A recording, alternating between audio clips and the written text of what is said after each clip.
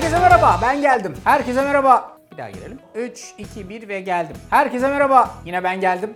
Bugün size inanılmaz lezzetli bir pastaneye kurabiyesi yapacağım. Bilirsiniz bu pastanedeki kurabiyeler böyle kolay kolay bayatlamazlar. Acayip de lezzetlidirler. 6 su bardağı kadar un var burada.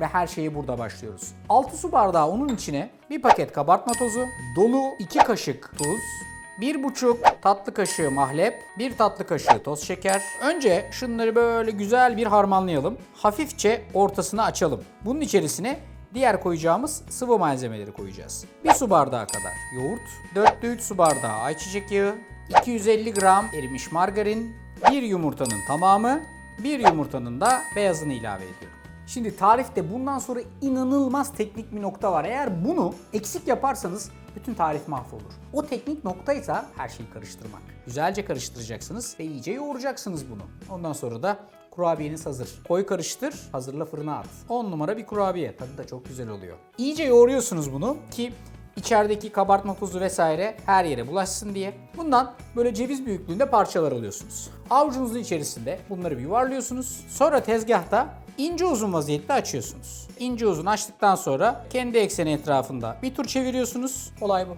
Tamamen. Ne şaşırıyorsunuz ya? Her gün yiyorsunuz burada. Bir defa yapıyormuş gibi yapıyorlar. Sahtekarlar. Olayımız bunun genel hazırlığını yapmak. Üstüne yumurtanın sarısını süreceğiz. Çörek otu, susam. Fırına gitmeye hazırız. Eğer sizin de güzel bir Bosch Home Connect fırınınız varsa bu tip tariflerden hiç korkmayacaksınız. Çünkü bu arkadaşımız pastane tarzı mamulleri olağanüstü iyi ve dengeli vaziyette pişiriyor. Her zaman da güzel sonuç almayı sağlıyor. Ben bugün düz fanlı pişirmede 180 derecede yaklaşık 25 dakika kadar pişireceğim. En güzelinin evde olduğunu size göstereceğim.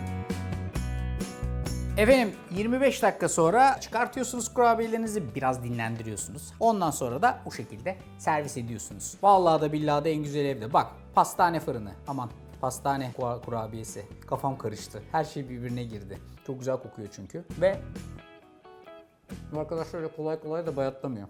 Bir oturuşta hepsini yersin ya. Az yiyin ama. Tadı damağınızda kalsın. Ben tarifi yaptım. Siz de en güzelini evde yapabilirsiniz. Tarif bu kadar kolay. Görüşürüz.